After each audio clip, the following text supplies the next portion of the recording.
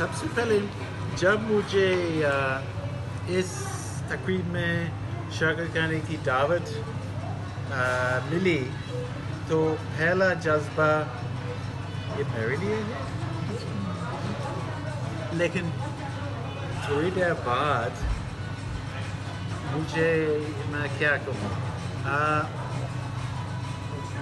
پریشانی کی لہر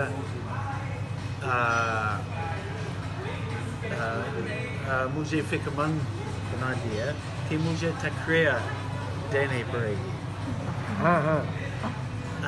لیکن پھر میں نے کیمبرج والے سلیبس نمبر 32481 پیپر کے سوال نمبر 2 میں ایک سوال یاد آیا کہ آپ کے ہیڈ ٹیچر نے آپ کو تقریر دینے کی دعوت دی ہے، اردو کی اہمیت پر ایک تقریر لکھیے 200 الفاظ میں.